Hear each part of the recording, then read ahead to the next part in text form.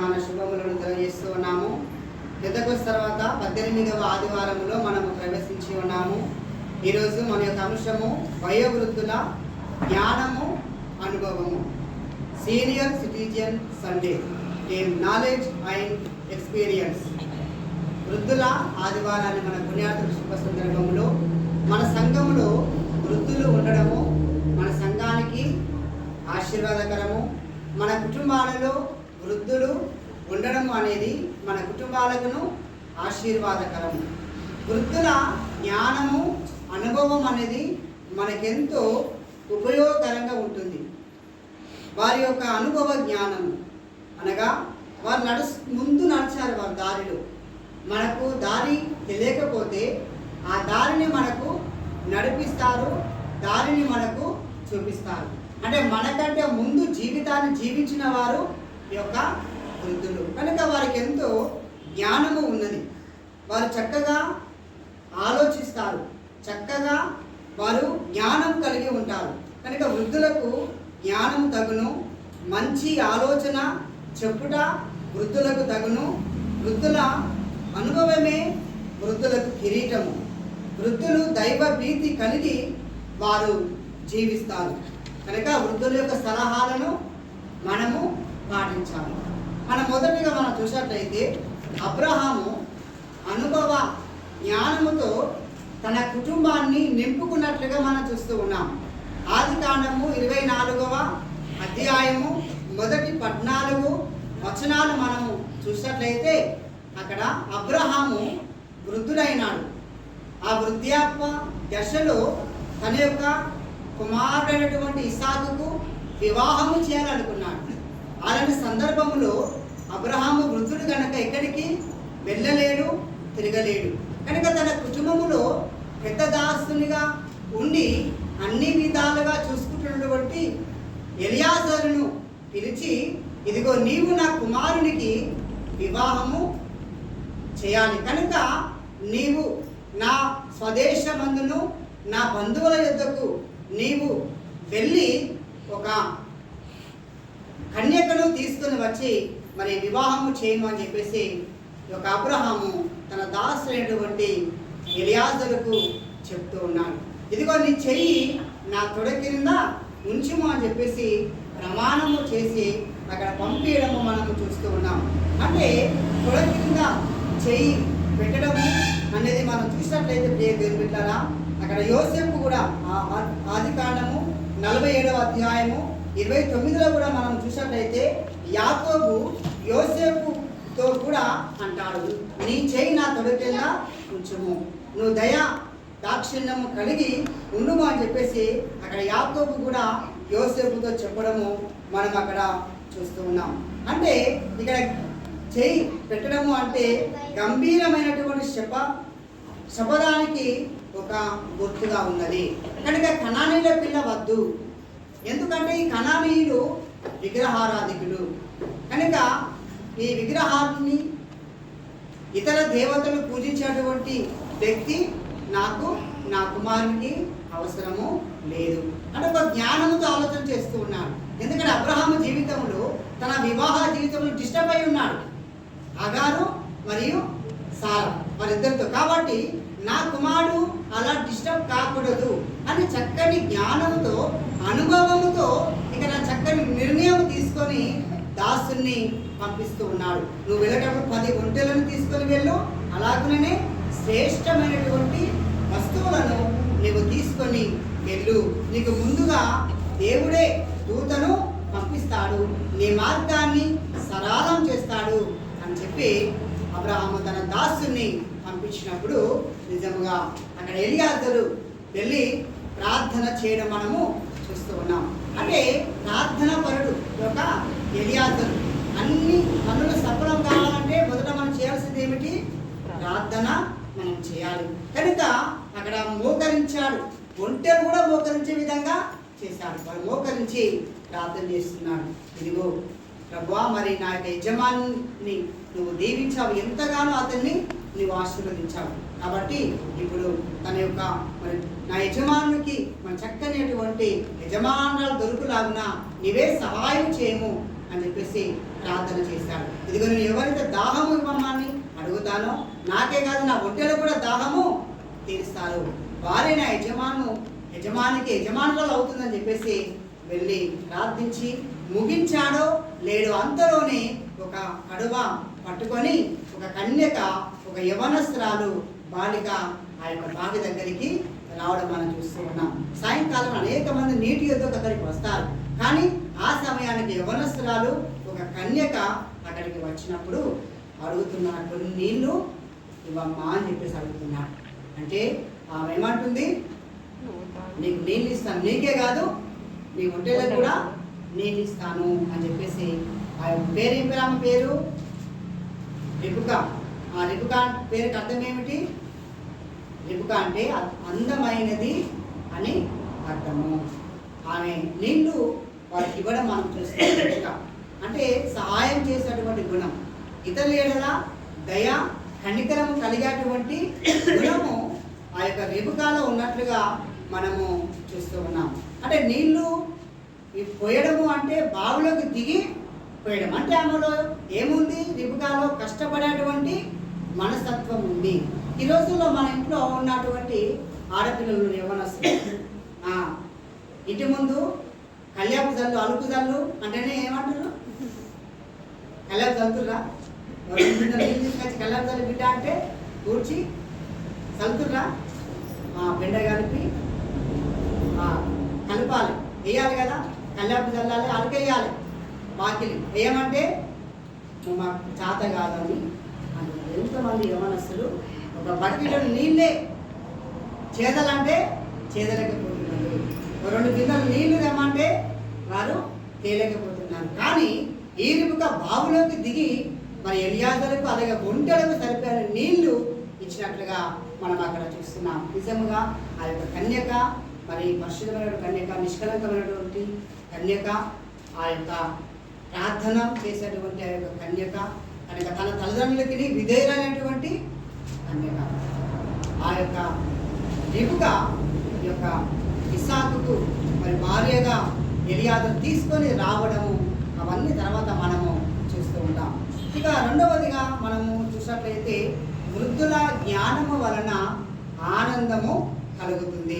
ఉత్తర పద్ధతుల కీర్తన భాగములో మనం చదవగా విని ఉన్నాం. 92వ సంకీర్తన మనం 15వ వచనం చూస్తే, ముసలితనము చిగురు పెట్టుదురు, సారము కలిగి పచ్చగా ఉందురు అంటున్నాడు. అంటే బాల్యములో చిగురు పెడతారు, యవ్వనములో చిగురు పెడతారు, వృద్ధాప్యములో ఇంకా చిగురు పెడతారు. అంటే యెషయా గ్రంథం 11:1 చూస్తే యెషాయి ముద్దు నుండి చిగురు పుట్టును అని చెప్పేసి అక్కడ రాయబడింది. ఆ చిగురు 92వ కీర్తన 12లో మనం చూస్తే, నీతిమంతులు ఖర్జూర వృక్షము వలె మొవ్వ వేయుదురు, లేబానోను మీద దేవదారు వృక్షము వలె వారు ఎదుగుదురు అని చెప్పేసి ఇక్కడ మనకి జ్ఞాపకం చేస్తూ ఉన్నారు. ఇక్కడ లేబానోను అంటే సౌందర్యము అని అర్థము. ఇక్కడ ఖర్జూరపు చెట్టు వేరు, అంజూరపు చెట్టు వేరు, వీటి పండ్లు కూడా వేరు వేరుగా ఉంటాయి. ఈ ఖర్జూరపు చెట్టు కూడా ప్రతి నెల మొవ్వ వేస్తుంది. అంటే సంవత్సరంలో 12 సార్లు ఆ యొక్క ఖర్జూరపు చెట్టు మొవ్వ వేస్తూ ఉంది. అంటే ఇది ఎక్కడ ఉంటుంది అంటే సౌదీ అరేబియాలో, దుబాయ్లో, అబుదాబిలో, అలాగే ఎడారుల్లో ఈ యొక్క ఖర్జూర వృక్షము ఉంటుంది. మన భారతదేశంలో కూడా కొన్ని చోట్ల ఉంటుంది. ఈ యొక్క ఖర్జూర వృక్షము ఏ చెట్టు బ్రతకని చోట కూడా ఈ ఖర్జూరపు చెట్టు బ్రతుకుతుంది. ఎడారిలో కూడా ఈ చెట్టు బ్రతుకుతుంది, చిగురిస్తుంది, పచ్చగా ఉంటుంది. అంటే ఇవన్నీ ఫలించాలి అంటే వృద్ధులు కూడా అలాంటి వాళ్ళు, వృద్ధులు కూడా అలా ఫలించాలి, అలా ఎప్పుడు కూడా పచ్చగా ఉండాలి, చిగురించాలి అన్న విషయాన్ని ఇక్కడ మనం జ్ఞాపకం చేస్తున్నారు. కనుక ఎవరు చిగురిస్తారో నీతిమంతులు వారు చిగురిస్తారు. ఖర్జూర వృక్షములు ఎవరుంటారు? నీతిమంతులు ఉంటారు అన్న విషయాన్ని ఇక్కడ మన జ్ఞాపకం చేస్తున్నారు. అంటే నీవు వృద్ధాప్యంలో చిగురించాలంటే నీ యవ్వన జీవితము చాలా ప్రాముఖ్యమైనది. యవ్వన జీవితంలో ఎవరైతే చాలా జాగ్రత్తగా ఉంటారో వారు వృద్ధాప్యంలో చిగురించే వారిగా ఉంటారు. యవ్వనములో ఇష్టం వచ్చిన జీవితాన్ని జీవించి మరి ఏమి సంపాదించుకోకుండా ఉన్నట్టు చిగురిస్తారా? మరి ఏమి చిగురించారు. కనుక ఈ వృద్ధాప్య జీవితంలో ఎక్కువ భారం కాకూడదు. అంటే యవ్వన జీవితము చాలా ప్రాముఖ్యమైనది. అందుకే యవ్వన కాలంలో సంపాదించిన సంపదన ఉండాలి, లేకపోతే యవ్వన కాలంలో పుట్టిన కుమారులైనా ఉండాలి అని చెప్పేసి ఒక సామెత ఉంది. అందుకే యవ్వన జీవితం చాలా ప్రాముఖ్యమైనది. యవ్వన జీవితాన్ని బట్టి వృద్ధాప్య జీవితం చిగురిస్తుంది. ఇక మూడవది మనం చూస్తే వృద్ధుల జ్ఞానము, అనుభవము విశ్వాసంలోనికి నడిపించాలి. 2వ తిమోతి పౌలు గారు రాసినటువంటి 2వ తిమోతి రాసిన లేఖ 1వ అధ్యాయము 5లో మనం చూస్తే అక్కడ వృద్ధుల యొక్క విశ్వాసాన్ని మనం చూస్తూ ఉన్నాం. తిమోతి యొక్క అమ్మమ్మ యొక్క విశ్వాసం, అమ్మమ్మ పేరు లోయలోను విశ్వాసం, అలాగే తిమోతి యొక్క తల్లి అయినటువంటి యునికేలోను విశ్వాసాన్ని మనం చూస్తున్నాం. అంటే వారిలో ఉన్నటువంటి విశ్వాసాన్ని బట్టి ఈ యవనస్తున్నటువంటి తిమోతిని కూడా విశ్వాసం కలిగి ఆయన జీవించి ఉన్నాడు. దేవుని మీద ఆధారపడ్డాడు. దేవుని కొరకు తన జీవితాన్ని సమర్పించుకున్నాడు. ఎందుకంటే ఈ తిమోతి యొక్క తండ్రి తాత వాళ్ళకంతగా దేవుని అందు విశ్వాసము లేదు, అంతగా దేవుని అందు నమ్మకం లేదు. అపోస్తల కార్యాలు 16వ అధ్యాయము మొదటి 3 వచనాలు మనం చూస్తే తండ్రి గ్రీసు దేశస్థులుగా ఉన్నారు, తాత మరియు తండ్రి. ఇక్కడ తిమోతి అమ్మ అలాగే వారి యొక్క అమ్మమ్మ గొప్ప విశ్వాసం గలవారు కనుకనే తన కుమారుణ్ణి, తన మనుమన్ని విశ్వాసంలో నడిపించారు. అలాగే వృద్ధులైనటువంటి తాతలు, అమ్మమ్మలు, నాయనమ్మలు మరి ఏం చేయాలి? వారు మనుమన్ని, మనమరాళ్ళని విశ్వాసంలోకి నడిపించాలి. వారికి ఉన్నటువంటి జ్ఞానాన్ని బట్టి, వారికి ఉన్నటువంటి అనుభవాన్ని బట్టి విశ్వాసంలోనికి నడిపించాలి. 4వది వృద్ధులైనటువంటి జకరియా, ఎలిజబెతు నీతిమంతులను మనం చూస్తూ ఉన్నాం. లూకాసు వార్త 1వ అధ్యాయము 5వ వచనం నుంచి 7వ వచనం వరకు మనం చూసినట్లయితే అక్కడ యూదియా దేశపు రాజైన హెరోదు దినములలో మరి జకరియా అయినటువంటి యాజకుడు ఉండెను. ఆయన ఆ యొక్క అభియా తరగతిలో ఆయన తన యొక్క యాజక క్రమము చేయవలసినటువంటి ఆ యొక్క సమయం వచ్చినప్పుడు, ధూపము వేసేటువంటి సమయం వచ్చినప్పుడు అతను భయపడ్డట్లుగా మనం చూస్తూ ఉన్నాం. అనగా అక్కడ తరగతి, అభియా తరగతి అంటే ఇశ్రాయేలు రాజు 24 శాఖలను ఏర్పాటు చేశాడు. మొదటి దినవృత్తాంత గ్రంథము 24వ అధ్యాయము 10 నుండి 18 వరకు మనము చూడగలము. జకరియా యాజకుడిగా అక్కడ ఉన్నట్లుగా మనం చూస్తూ ఉన్నాం. ఎలిజబెత్ భార్య మరి గొడ్రాలుగా సంతానం లేకుండా ఉన్నది. అహరోను కుమార్తెలలో ఒకటి ఎలిజబెత్. వీరిద్దరూ వివాహమైన తర్వాత వృద్ధుల వరకు కూడా సంతానం వారికి కలగలేదు. కానీ దేవుని యొక్క ఆజ్ఞల చొప్పున న్యాయబద్ధముగా వారు జీవిస్తూ ఉన్నారు. సంతానము లేదు కదా అని చెప్పేసి దేవుని వారు ద్వేషించలేదు. దేవుని యందు వారికి అపనమ్మకము కలగలేదు. అయ్యో నువ్వు చర్చికి వెళ్తున్నావు కదా, ప్రార్థన చేస్తున్నావు కదా, ఆయన ఆజ్ఞలు పాటిస్తున్నావు కదా, మరి ఆయన కట్టడలను అనుసరిస్తున్నావు కదా, సంతానం లేదే, గొడ్రాలుగా ఉన్నావే అని చెప్పేసి మనుషులు నిందించిన, మనుషులు చిన్న చూపు చూసినప్పటికీ ఏమాత్రం కూడా విశ్వాసములో వెనుకంజ వేయనటువంటి వ్యక్తులు జకరియా అయినటువంటి అలాగే మరియు ఈ యొక్క ఎలిజబెత్, వీరిద్దరు కూడా నీతిమంతులుగా ఉన్నారు. ఈ రోజులో సంతానం కావడం లేదు అంటే ఏం చేస్తాం మనము? దేవుని యందు విశ్వాసాన్ని మనం కోల్పోతాం. కోల్పోయి ఏం చేస్తాం మనము? కొన్నిసార్లు వైద్యుల యొద్దకు మనము వెళతాము. అలాగే ఇంకా కొన్నిసార్లు ఏం చేస్తాం మనము? పుట్ట చుట్టూ తిరుగుతాం. కొన్నిసార్లు పోయి చూపించుకొని ఈ శాపం ఉన్నది, ఈ శాపం పోవాలంటే నువ్వేం చేయాలి? రోజు పొద్దున్నే పోయి ఆ పుట్ట చుట్టూ తిరుగు, ఆ పాముకు నీళ్లు పోయి, లేకుంటే నువ్వు పలానా దేవాలయానికి పోయి చెట్టుకొని పోయి ఏంటిది క్లాత్ కట్టి చెట్టు కట్టిరా అని చెప్పేసి అంటారు. అలా ఎన్నెన్నో దేవాలయాలకు వెళ్ళి కట్టొచ్చే వాళ్ళు ఎంతోమంది ఉన్నారు, తిరిగే వాళ్ళు ఎంతోమంది ఉన్నారు. మన నిజమైనటువంటి దేవుని నుండి వైదొలిగే వాళ్ళు ఎంతోమంది ఉన్నారు, కానీ వాళ్ళు అలా వైదొలగలేదు. ఎవరు?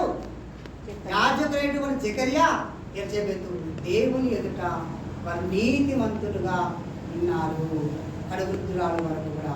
అప్పుడు దేవుడు వారి యొక్క కనికరించి వారికి కుమారుణ్ణి అనుగ్రహించినట్లుగా మనం చూస్తున్నాం.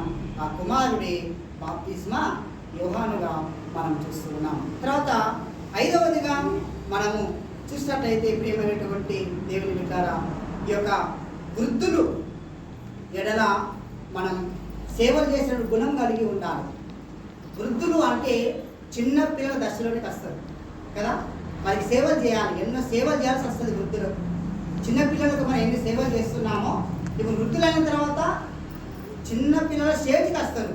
కాబట్టి వారికి చేయాల్సినటువంటి సేవలన్నీ కూడా మనము చేయడానికి దేవుని నమ్మినటువంటి బిడ్డలుగా మనం సిద్ధంగా ఉండాలి. అసహించుకోవద్దు, దూషించుకోవద్దు కదా, వారిని చిన్న చూపు మనము చూడవద్దు. ఈ రోజుల్లో వృద్ధులు ఉన్నారు అంటే వారి పెన్షన్ వస్తున్నా మంచిగా చూసుకుంటాం. వారు ఏం పెన్షన్ రాక ఏం లేదనుకో, వారి ద్వారా రాబడి ఏం లేకుంటే ఏం చేస్తాం? సేవలు చేయాలంటే మనము ఇష్టపడము చాలామంది కూడా. కానీ వృద్ధులకు సేవలు చేయాల్సిన అవసరం ఉన్నప్పుడు కోడలు చేయాలి, కొడుకులు చేయాలి, బిడ్డలైనా చేయాలి. బిడ్డలు ఎట్లయినా చేస్తారు, తండ్రి చేస్తారు కానీ మామూలు చేయాలి కదా. మామూలు చేయాలి సేవలు, తండ్రికి చేయాలి. వృద్ధులకు, మన కుటుంబంలో ఉన్న వృద్ధులకు మనం సేవలు చేయాలి. ఆరవది, వృద్ధులు త్రాగుబోతులు కావద్దు. తీతు రాసిన పత్రిక 2వ అధ్యాయము 2-3 వచనాలు మనం చూసినట్లయితే, వృద్ధులు మితానుభవం గలవారే, మాన్యులు, స్వస్థబుద్ధి గలవారును, విశ్వాసము, ప్రేమ, సహనములందు లోపము లేని వారై ఉండవాలను అని చెప్పేసి అక్కడ మనం జ్ఞాపకం చేస్తున్నారు. కనుక మరి వృద్ధాప్య దశలో ఉన్నటువంటి సమయంలో మరి ప్రేమ, విశ్వాసము, సహనం ఉండాలి. విశ్వాసాన్ని మరి కాపాడుకోవాలి. లోపము లేకుండా జీవించాలంటే త్రాగుడు అనేది ఉండవద్దు. వృద్ధులు వృద్ధ స్త్రీలు తాగవద్దు, వృద్ధ స్త్రీలు కొండ్యాలు చెప్పేవారిగా ఉండవద్దు అంటున్నాడు. 7వది, వృద్ధులు ఎలా ఉండాలంటే దర్శనాలు కనేవారిగా ఉండాలి, కళలు కనేవారిగా ఉండాలి. యోవేలు గ్రంథం 2వ అధ్యాయము 27లో మనం చూస్తున్నాం. ముసలి వారు కళలు గందరు. అపోస్తుల కార్యాలు 2వ అధ్యాయం 15లో మనం చూస్తున్నాం. అంత్య దినమున అందరిపై ఆత్మను కుమ్మరిస్తును. ఇదిగో ఇక యోవేలు ప్రవక్త ద్వారా పలికినటువంటి ప్రవచనము అపోస్తుల కార్యములో ఇక్కడ నెరవేరినది. కనుక ఈ యొక్క యువకులు మన దర్శనము గాంతులు అని చెప్పేసి అక్కడ మనకు జ్ఞాపకం చేయించి ఉన్నారు. ప్రియమిత్రులారా, యెషయా గ్రంథం 46వ అధ్యాయము 3-5 వచనాలు మనం చూస్తే అక్కడ అంటున్నారు, ముదుము వచ్చే వాళ్ళకి ఎత్తుకొని వాడను నేనే, ముద్దాడు వాడను నేనే, సంక పెట్టుకుని వాడను నేనే అని చెప్పేసి అక్కడ మనకు జ్ఞాపకం చేస్తున్నారు. తల్లిలా లాలించును, తల్లిలా ప్రేమించును, తల్లిలా లాలించును, తల్లిలా ప్రేమించును, ముదుము వచ్చు వరకు ఎత్తుకొని ముద్దాడును, సంక పెట్టుకొని కాపాడును. యేసయ్యా తల్లిలా లాలించును, తల్లిలా ప్రేమించును. హల్లెలూయా, హల్లెలూయా.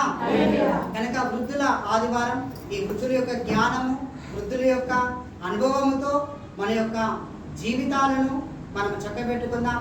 వారి యొక్క అనుభవము, వారి యొక్క ద్వారా వాళ్ళ సలహాలను మనం పాటిస్తూ మన యొక్క జీవితాలను మన ముందుకు సాగు. వాటి గురిపాటు ధన్యత దేవుడు మనకు దయచేయును గాక.